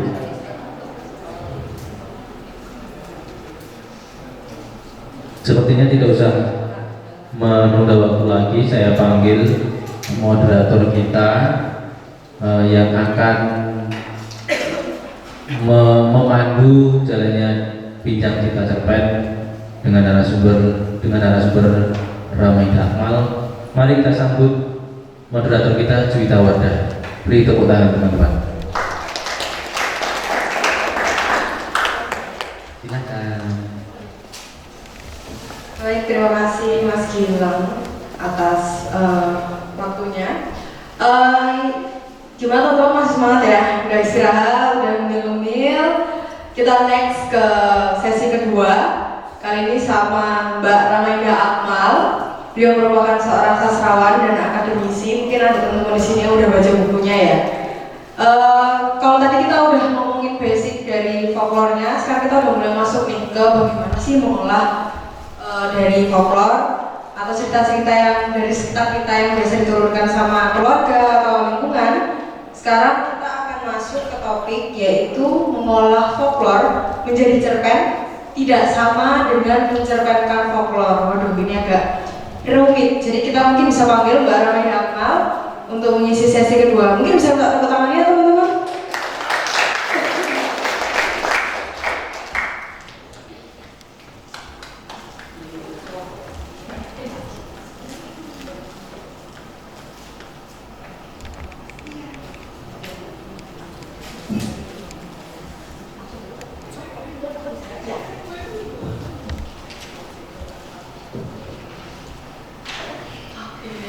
sini hari ini mungkin buat yang hari ini belum tahu, jadi teman-teman yang bisa yang udah daftar di sini bisa banget untuk mengikuti rangkaian lomba juga di tur temurun. Jadi mungkin ke Mbak Aida boleh dipersilakan untuk mempresentasikan materinya. Oke, terima kasih Mbak Juwita ya. Juwita, bagus banget namanya. Terima kasih juga buat Taman Budaya Yogyakarta atas kesempatannya bertemu dengan teman-teman sekalian. Saya mohon di-share-kan ya Mas. Saya menyiapkan materi sangat singkat, jadi mungkin nggak terlalu banyak, lebih banyak diskusi aja tentang bagaimana folklore yang ada di sekitar kita itu menjadi sumber penulisan cerpen kita. Gitu. Tadi pasti Mas Ikun sudah menjelaskan spektrum folklore yang sangat banyak itu ya, dan kemudian bagaimana sih kita bisa menjadikan itu cerpen yang tidak seperti folklore lagi. Gitu. Nah, jadi judulnya folklore menjadi cerpen. Next Mas. Oke. Jadi sebetulnya saya yakin Mas Ipun sudah menjelaskan apa itu folklore, ruang lingkupnya seperti apa. Tapi saya hanya akan mengulang lagi untuk menggarisbawahi beberapa aspek yang penting gitu. Saya harap kelas ini juga agak interaktif ya teman-teman. Jadi teman-teman bisa berdiskusi langsung atau menjawab pertanyaan saya langsung, boleh ya Juwita? Oke. Jadi folklore itu ekspresi yang perlu teman-teman pahami, itu ekspresi sebuah masyarakat yang bentuknya bisa cerita atau narasi dan dimiliki atau dihidupi oleh sekelompok orang. Jadi misalnya DIY ada folklore seperti yang akan teman-teman lihat di syarat-syarat lomba gitu ya. Teman-teman harus melakukan riset terhadap folklore di sekitar daerah istimewa Yogyakarta. Artinya folklore yang dihidupi oleh masyarakat Jogja di berbagai bagiannya gitu, dan kemudian diwariskan secara informal. Artinya jangan-jangan yang selama ini Anda dengar dari orang tua Anda dengar dari nenek Anda, atau di desa ada kakek-kakek yang hobi cerita dan Anda duduk mendengarkan cerita dia, itu adalah proses pewarisan folklore gitu. Dan sebagian besar lisan, anonim dan sebagainya. Tapi menurut saya yang saya merahi itu hal yang paling penting yang harus kita pahami tentang folklore. Nah, lalu apa itu cerpen? Dan nanti di akhir ini bagaimana folklore dan cerpen beririsan begitu ya. Jadi cerpen teman-teman sudah tahu semua, dia prosa, kadang-kadang prosa yang agak liris, campuran di antara keduanya yang memiliki unsur-unsur literer.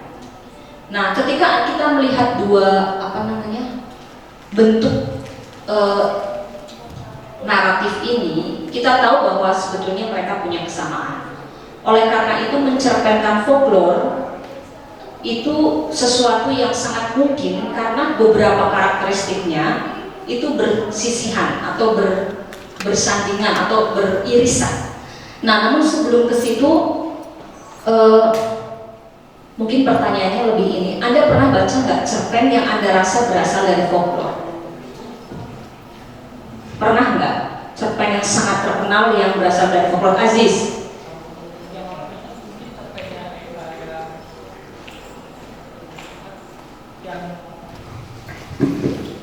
Yang aku mana yang di Gua Cilacap itu yang Seragil bukan, atau selok atau apa ya? yang creator kayak beruangnya berdiri atau apa gitu ya? Iya, Carona. Oke. Eka Kurniawan, cerpennya Carona, diambil dari folklore Cilacap. Coba Anda baca itu bisa menjadi contoh bagaimana mencerpenkan folklore. Artinya apa? Artinya sastrawan-sastrawan di seluruh dunia menggunakan folklore sebagai salah satu sumber inspirasi tulisannya. Oke, terima kasih ya Aziz. Wah, saya senang nih, kayak saya pindah kelas. Gitu Mbak Juwita. Jadi kalau nggak ada yang apa tunjuk tangan, kita aja yang nunjuk. Oke. Makasih Aziz. Oke, next. Silakan Mas. Nah, tadi maaf ini campur-campur. Jadi setelah definisi kita tahu karakternya lisan. Jadi nanti kalau teman-teman melakukan riset untuk mencari folklore, riset teman-teman harus menyadari bahwa datanya sebagian itu lisan. Di apa namanya? Diturunkan secara lisan, anonim, jangan ditanya pemiliknya siapa begitu. Ada banyak versi, jadi banyak versi itu bukan sesuatu yang merugikan, itu sesuatu yang sangat menguntungkan teman-teman untuk menulis cerpen. Karena menurut saya, kalau saya mau mencerpenkan folklore, saya akan mengambil versi yang justru paling kompleks atau versi yang paling aneh, itu misalnya berpola. Jadi tadi saya ngobrol sama Mas Latif gitu ya. Misalnya ada folklore tentang sendang gitu, folklore tentang asal mula sendang gitu di DIY gitu. Tempatnya bisa beda, tokohnya, perempuannya atau ininya bisa beda, tapi pola-polanya itu selalu sama. Jadi ada orang datang, terus terjadi sebuah peristiwa sampai kemudian berakhir terciptanya sebuah sendang. Nah, jadi pola ini juga menjadi unsur yang sangat penting dalam folklore yang nanti bisa Anda modifikasi dalam cerpen. Nah, itu nanti kita bicarakan itu. Prologis itu artinya apa? Dia mendahului logika kita. Jadi kalau saya belajar sastra Indonesia, juga belajar sastra Melayu, ada folklore tentang Putri Junjung Bui yang lahir dari ombak. Ada putri lainnya lagi yang lahir dari kelopak bunga. Nggak usah ditanya itu gimana lahirnya. Itu sesuatu yang menjadi unsur utama folklore. Memang dia belum memasuki logika atau tidak sesuai dengan logika kita. Dan itu lagi-lagi juga sumber yang sangat menarik untuk kita bisa bikin cerpen. Karena ada juga kayak cerpen surrealis atau apa. Jadi Anda pertahankan aspek-aspek pralogis folklore, bisa jadi cerpen yang menarik gitu. Jadi seorang laki-laki yang lahir dari awan gitu misalnya, atau perempuan yang muncul dari bunga, atau di novel saya Tanggo dan Sadimin, bayi yang muncul dari gelombang banjir gitu. Jadi menurut saya itu menarik, menjadi salah satu potensi folklore yang bisa diangkat dalam cerpen karakter prologis itu dan dimiliki bersama, artinya seluruh masyarakat mempercayai itu.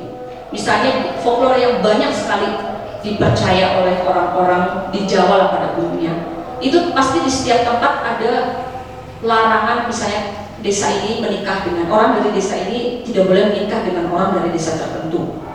Ceritanya panjang, asal usulnya banyak, tapi itu menurut saya yang dipercayai oleh seluruh orang desa. Jangan nikah sama orang ini gitu.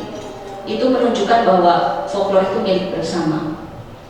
Nah, sementara karakteristik cerpen itu bisa dilihat, kita nanti lihat irisannya gitu ya. Cerpen itu satu fragmen kehidupan. Ya sama sebetulnya kayak folklore, terciptanya sendang gitu.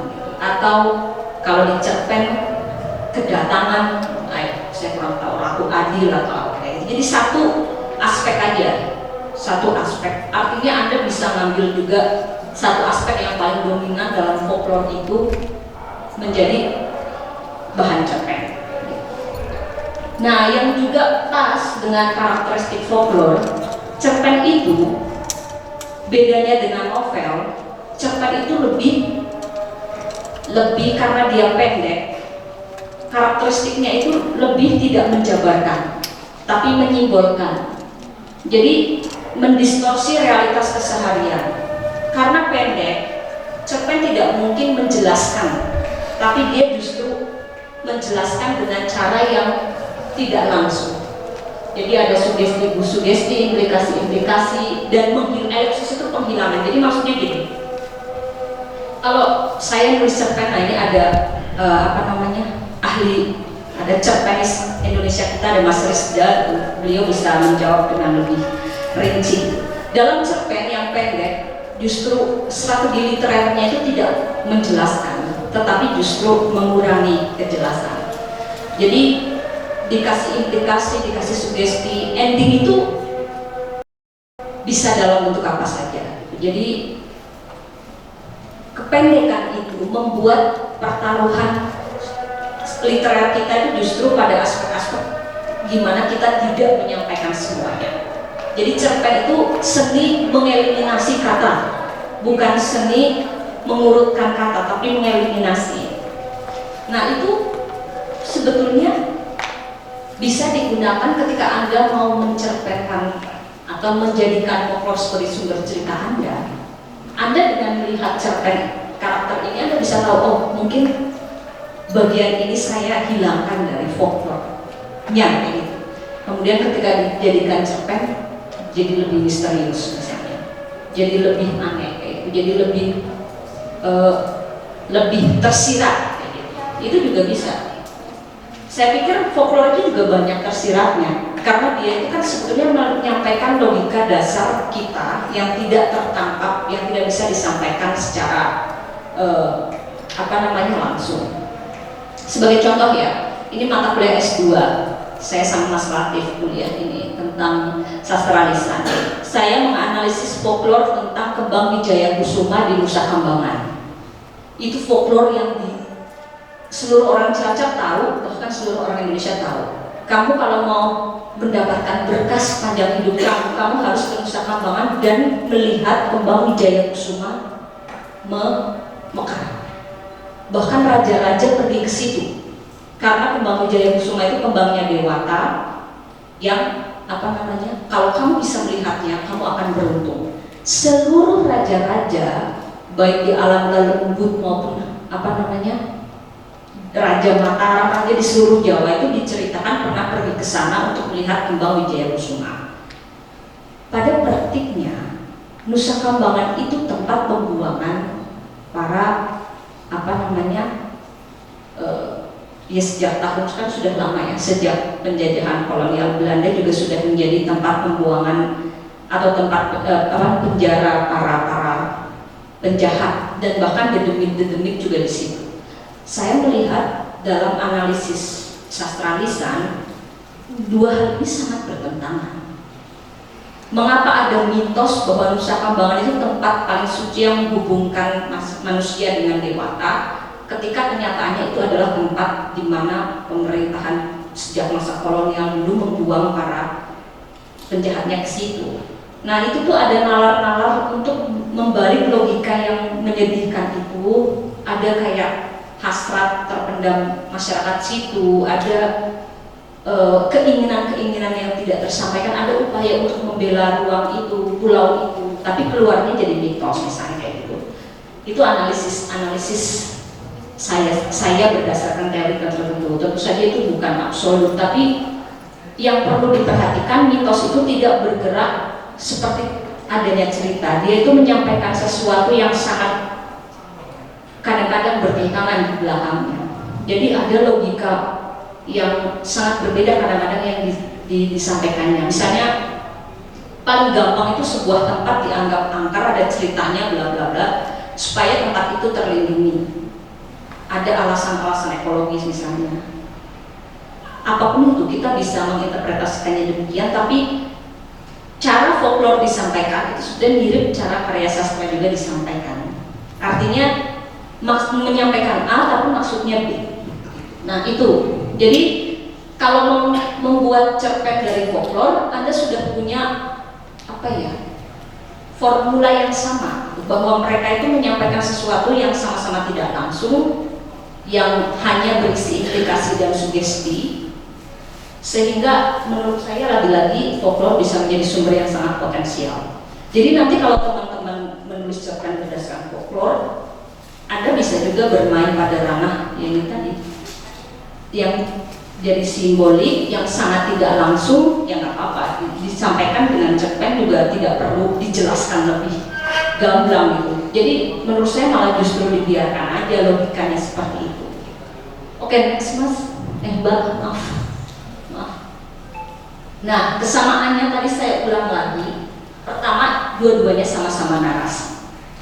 Kan kalau folklore kita mendengarkan itu sudah seperti cerita. Oke. Yang kedua, sama-sama bermain dengan simbol. Jadi folklore itu kan penuh dengan simbol, legenda, selendang, orang misterius, perintah misterius, bunga, wijaya kusuma. Kan itu bukan semata-mata bunga saja, pulau, terus melihat bunga mekar, itu semuanya sesuatu yang sangat simbolik. Cerpen juga begitu.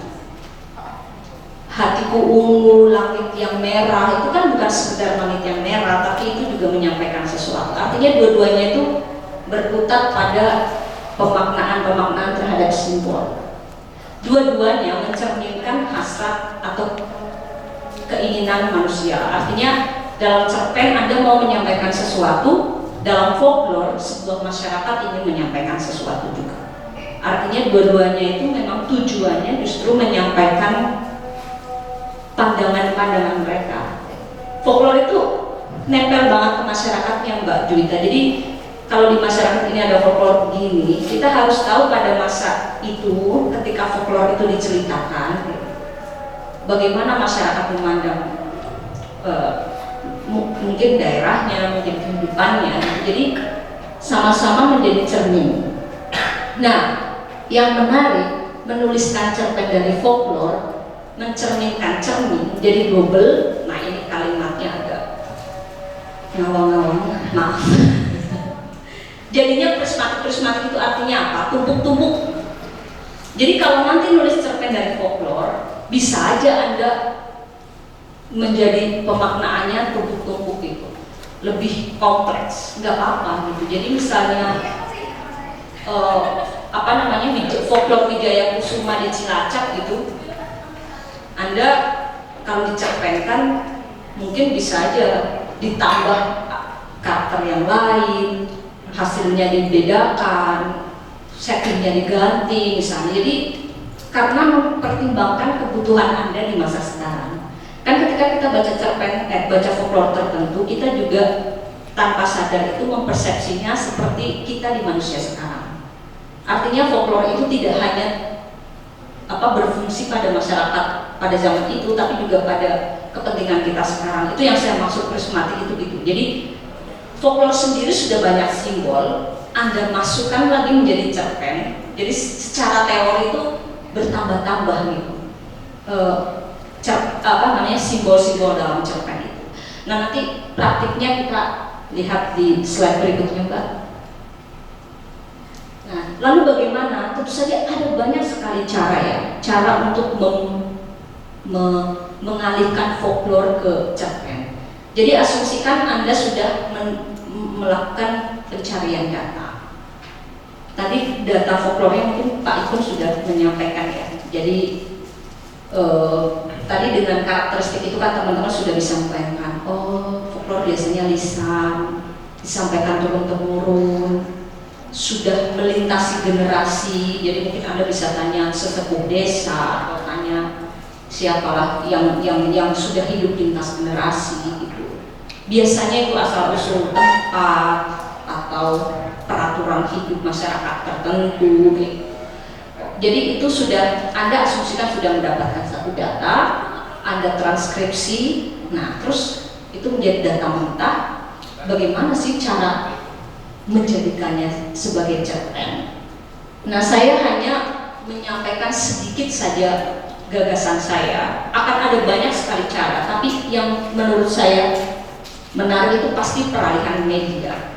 Yang Anda dengar itu kan lisan, Anda harus mengalihkan ke tulisan.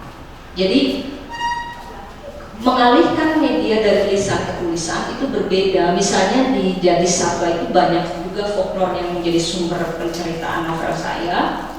Misalnya pemain jatilan itu selalu berpasangan dengan setan tertentu gitu. Jadi dulu banget saya dengar gitu, tetangga saya itu bahkan ketika sudah selesai jadi pemain jatilan, kalau mendengar gitu, itu jin yang berpasangan dengan dia akan datang kemanapun dia pergi gitu misalnya. Lalu dia, jadi namanya folklore ya, jadi dia lagi kerja bangunan di Jakarta atau di mana gitu, jatuh karena tiba-tiba kemasukan itu gitu. Ketika ada prosesi di tempat yang berbeda. Saya tidak tahu, tapi itu cerita terkenal banget tokoh itu di desa saya dan peristiwa yang membuat kakinya patah kayak gitu. Jadi itu terkenal, di orangnya sekarang sudah tidak ada, lintas generasi. Nah itu kan saya dengarnya dari satu orang lain sebagai gosip, sebagai cerita mengantar tidur gitu. Anda harus menyusunnya menjadi tulisan. Artinya efek-efek yang lisan itu dihilangkan atau diubah jadi tulisan kayak gitu. Anda harus merunut ceritanya sendiri, mengemasnya baru dengan setting, dengan apa. Nah, itu yang paling bisa dilakukan. Pertama-tama tentu saja mengalihkan medianya. Yang kedua, supaya tidak mencerpenkan folklore kan, jadi yang kedua itu merubah penekanan. Itu yang dilakukan banyak sekali sastrawan Indonesia sebetulnya. Mungkin bukan dari folklore, tapi dari sejarah misalnya. Nah, saya menceritakan di situ misalnya epos Mahabharata gitu ya, selalu berpusat pada Pandawa. Tapi banyak sekali karya sastra kemudian menggeser pusatnya gitu, ke Drupadi, ke tokoh-tokoh kecil. Bisa juga misalnya, yaitu saya kasih contoh tokoh gitu ya. Bisa juga settingnya diubah atau bisa juga dicampurkan kayak gitu. Jadi lintas, jadi tokoh tertentu tiba-tiba masuk, itu juga bisa. Itu tadi perubahan atau percampuran fakta-fakta literernya. Banyak sekali karya sastra misalnya yang kalau menjadi parodi atau mengangkat cerita tertentu biasanya diubah settingnya, diganti lebih maju atau tempatnya diubah gitu, atau ditambah aspek-aspek tertentu gitu. Nah itu menurut saya contoh paling konkret atau paling mudah bagaimana Anda menjadikan folklore sebagai sumber inspirasi tapi tidak kemudian menyalinnya begitu saja menjadi cerpen. Jadi karena apa? Karena nanti kalau Anda menyalinnya folklore itu sedemikian rupa, karena memang sama-sama naratif, ya bisa, tapi Anda